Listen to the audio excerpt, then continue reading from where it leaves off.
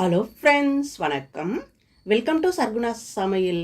இன்றைக்கி நம்ம சேனலில் பார்க்க போகிற ரெசிபி என்னென்னு பார்த்தீங்கன்னா கத்திரிக்காய் கடையல். இது சூப்பராக இருக்குங்க. இட்லி, தோசை, சாதத்தோடு சாப்பிட்றதுக்கு அட்டகாசமாக இருக்கும். எல்லாருமே விரும்பி சாப்பிடுவாங்க. இது எப்படி செய்யுதுன்னு பார்க்கலாம். நம்ம சேனலை இப்போ தான் முதல் முறையாக பார்க்குறீங்கன்னா சப்ஸ்கிரைப் பண்ணிக்கோங்க. இப்போது வாங்க கத்திரிக்காய் கடையல் எப்படி செய்யுதுன்னு பார்க்கலாம். அதுக்கு முதல்ல நான் இந்த சைஸில் ஒரு 6 கத்திரிக்காய் எடுத்துருக்குறேங்க. நல்லா பிஞ்சு கத்திரிக்காவை பார்த்து வாங்கிக்கோங்க. கடையிலுக்கு ரொம்ப நல்லாயிருக்கும். விதவுள்ள கத்திரிக்காவை இருந்தால் இன்னும் நல்லாயிருக்குங்க. கட் பண்ணிவிட்டு இந்த மாதிரி ஒரு பவுலில் தண்ணி வச்சுட்டு அதில் போட்டு வச்சுக்கோங்க. கருத்து போகாமல் அப்படியே இருக்கும் ரொம்ப நேரத்துக்கு. இப்போ அடுப்பை பற்ற வச்சுட்டு இந்த மாதிரி ஒரு மண் சட்டி வச்சுக்கிறேன். நான் மண் சட்டியில் தான் இன்றைக்கி கடையல் செய்ய போகிறேன். அதில் ஒரு 50 ml எண்ணெய் ஊற்றிக்கலாம். எண்ணெய் காஞ்சதும் நம்ம கட் பண்ணி வச்ச கத்திரிக்காயை தண்ணியெல்லாம் கொஞ்சம் கூட இல்லாமல் நல்லா வடிகட்டிட்டு இதில் சேர்த்துக்கங்க. சேர்த்துட்டு இந்த எண்ணெயிலேயே கத்திரிக்காய் வந்து நல்லா வதங்கி வரணும், நல்லா வெந்து வரட்டும். அடுப்பை வந்து மீடியம் ஃப்ளேமில் வச்சுட்டு நல்லா வேக வச்சு எடுத்துக்கலாம். பாருங்கள், கத்திரிக்காய் வந்து நல்லா வெந்துருச்சு, பார்க்கும்போதே தெரியுது பாருங்கள். இப்போது இந்த கத்திரிக்காவை எண்ணெயெல்லாம் நல்லா வடிகட்டிட்டு ஒரு தட்டில் எடுத்து வச்சுக்கலாம். கத்திரிக்காவை எண்ணெயில் வேக வச்சுட்டு போட்டு கடையில் செய்யும்போது டேஸ்ட் வந்து அருமையாக இருக்குங்க. ஒரு முறை இந்த மாதிரி செய்து பாருங்கள், ரொம்ப நல்லாயிருக்கும். இப்போ எல்லா கத்திரிக்காயும் நம்ம ஒரு தட்டில் எடுத்து வச்சிட்டோம் பாருங்கள். நம்ம ஊற்றின எண்ணெய் அப்படியே இருக்குது பாருங்கள். இப்போது அதே எண்ணெயில் கடுகு, சீரகம், உளுந்து அரை டீஸ்பூன் சேர்த்துக்கலாம். எல்லாம் பொரிஞ்சதும் ஒரு 12 பல்லு பூண்டு உரிச்சிட்டு சேர்த்துக்கங்க. கூடவே ஒரு கொத்து கருவேப்பிலையும் சேர்த்துட்டு ஒரு 2 பெரிய வெங்காயத்தை இந்த மாதிரி கட் பண்ணி சேர்த்துக்கங்க. நீங்கள் பெரிய வெங்காயத்துக்கு பதிலாக சின்ன வெங்காயம் கூட ஒரு 2 கைப்பிடி அளவு சேர்த்துக்கலாம். ரொம்ப நல்லாயிருக்கும்.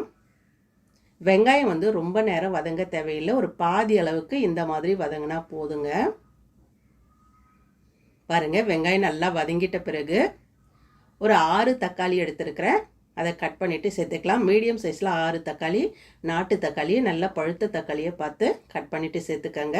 கூடவே ஒரு 2 பச்சை மிளகாய் இது மாதிரி சின்ன சின்ன பீஸஸாக கட் பண்ணி சேர்த்துக்கங்க. கடைகளுக்கு ரொம்ப நல்லாயிருக்கும். தக்காளி பார்த்திங்கன்னா இந்த அளவுக்கு நல்லா வதங்கி வந்ததும் இது கூடவே ஒரு 3/4 டீஸ்பூன் தனி மிளகாய் தூள் சேர்த்துக்கலாம். கூடவே 1 டீஸ்பூன் மல்லித்தூளும் கொஞ்சமாக மஞ்சள் தூளும் சேர்த்துட்டு நல்லா வதக்கி விட்டுக்கலாம். இந்த மசாலா பொருட்கள் சேர்த்ததும் தக்காளி வந்து இன்னும் நல்லா கொலைய வதங்கி வந்துடும். பாருங்கள், நல்லா வதங்கின பிறகு நம்ம வதக்கி வச்ச கத்திரிக்காயை சேர்த்துக்கலாம். சேர்த்துட்டு நல்லா ஒரு 2 நிமிஷத்துக்கு நல்லா கலந்து விட்டுக்கோங்க.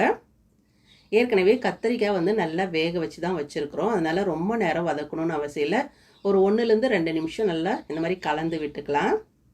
நல்லா கலந்ததும் கூடவே தண்ணி ஊற்றிக்கலாங்க.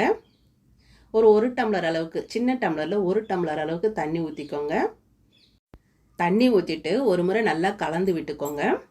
அடுப்பை வந்து மீடியம் ஃப்ளேமில் வச்சுட்டு ஒரு 4லேருந்து 5 நிமிஷம் நல்லா வேகட்டும். இப்போ பாருங்கள், ஒரு 4-5 நிமிஷம் நல்லா வெந்துடுச்சு. பாருங்கள், பார்க்கும்போதே தெரியுது நல்லா எல்லாமே குழைய வெந்து வந்துடுச்சு. இப்போ இந்த டைமில் இந்த கத்திரிக்காய் கடையிலுக்கு தேவையான உப்பு சேர்த்துக்கலாம். ஒரு 3/4 டீஸ்பூன் உப்பு சேர்த்துக்கிறேன். கூடவே ஃப்ரெஷ்ஷான கொத்தமல்லி கொஞ்சம் சேர்த்துக்கலாம்.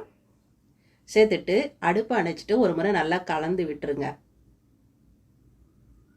இந்த மாதிரி கலந்துட்ட பிறகு மத்து வச்சுட்டு இந்த மாதிரி கடைஞ்சிக்கலாம். நீங்கள் மத்து வச்சு கடையிலன்னா பொட்டேட்டோ மேஷர் இருக்கு இல்லையா, அதை வச்சு அப்படியே மசிச்சு கூட விட்டுக்கலாம்.